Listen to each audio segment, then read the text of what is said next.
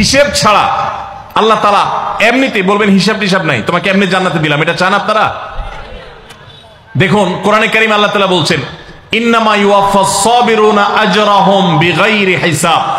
আল্লাহ বিনিময় দেওয়ার ক্ষেত্রে, সওয়াব দেওয়ার ক্ষেত্রে দুনিয়াতে যারা সবরকারী হবে, যারা ধৈর্যশীল হবে, যারা সহিষ্ণু হবে, যারা নিজেকে নিয়ন্ত্রণ করতে পারবে, এই সবরকারীদেরকে আল্লাহ তাআলা হিসেব ছাড়া দিবেন, তাদেরকে সওয়াব দিবেন হিসেব ছাড়া। তাহলে আপনি যখন আপনার কর্মস্থলে থাকবেন আপনাকে ধৈর্য ধারণ করতে হবে। আপনি যখন পাবলিক পরিবহনে উঠবেন আপনার মাথা ঠান্ডা রাখতে হবে। আপনি যখন আপনার বাসা বাড়িতে থাকবেন আপনার মাথা ঠান্ডা থাকতে হবে।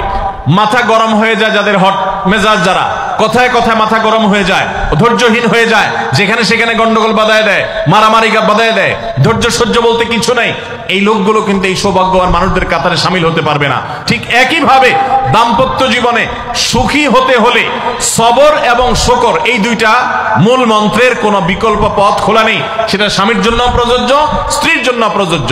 স্বামী হিসাবে আপনি স্ত্রীর অনেক অনিয়মতা দেখতে পাবেন, অনেক কিছু দেখতে পাবেন, আপনার আকাঙ্ক্ষা, আপনার চাহিদা, প্রত্যাশার বিপরীত আপনাকে সবর করতে হবে। ভাইরা আমার, আমাদের প্রিয় নবী সাল্লাল্লাহু আলাইহি সাল্লামের দাম্পত্য জীবনে কিন্তু টুনটান সমস্যা হয়েছে।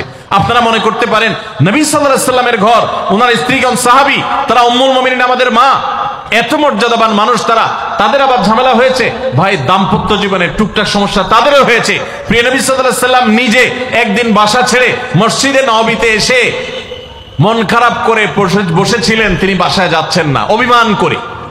ওমর রাদিয়াল্লাহু তাআলা আনহু বিষয়টা বুঝতে পেরে, তার মেয়ে যেহেতু নবী সাল্লাল্লাহু আলাইহি সাল্লামের স্ত্রী, তিনি সেখানে গিয়ে ভেতরে প্রবেশ করে তার সাথে কথা বলে তথ্য উদ্ঘাটন করে সেটা মিটমাট করার ব্যবস্থা করেছেন।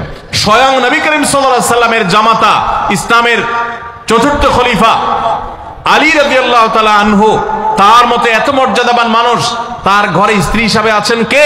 মুহাম্মদ সাল্লাল্লাহু আলাইহি সাল্লামের মেয়ে, জান্নাতে নারীদের সর্দার ফাতিমা রাদিয়াল্লাহু তাআলা আনহা। এত বড় মানুষ তারা, স্বামী স্ত্রী দুইজন, দুই দিককার নেতৃত্বে, একজন যুবকদের নেতৃত্ব দিবে, আরেকজন জান্নাতি যুবতীদের, নারীদের নেতৃত্ব দিবে। এত বড় মর্যাদাবান মানুষ, তাদেরও দাম্পত্য জীবনে কিন্তু টুনটান হয়েছে। একবার আলী রাদিয়াল্লাহু তাআলা আনহু এসে মসজিদে টানটান হয়ে শুয়েছিলেন মাটিতে, মনটা খারাপ, ঘরে একটু হালকা ঝামেলা হয়েছে, তো এই জন্য মসজিদে নববীতে এসে মাটিতে শুয়ে আছেন। নবী করিম সাল্লাল্লাহু আলাইহি ওয়াসাল্লাম দেখে বুঝতে পেরেছেন, টের পেয়ে গেছেন যে কিছু একটা হয়েছে বাসায়। তখন তিনি জামাইকে ডেকে বললেন, কুম ইয়া আবা তুরাব, এ মাটির বাপ, মাটিতে শুয়ে আছেন, এজন্য রসিকতা করে বললেন, এ মাটির বাপ উঠো, দাঁড়াও দেখি কি হয়েছে বলো। ভাইরা আমার, দাম্পত্য জীবনে টুকটাক সমস্যা হবেই হবে। যারা বিয়ে করেন নাই আগে থেকে প্রস্তুত থাকেন, বুকে পিঠে ছালার বস্তা সব বেঁধে রেডি থাকেন। বিশেষ করে সময় যেভাবে গড়াচ্ছে, তাতে করে সামনে থেকে হেলমেট পরেও যাওয়া লাগতে পারে। শুধু যাওয়া না, বাসায় ঢোকার সময় বাইক থেকে নামার পর হেলমেটটা আগে খুলবেন না, আগে যা বুঝবেন পরিস্থিতি কি, তারপর হেলমেট খুলবেন।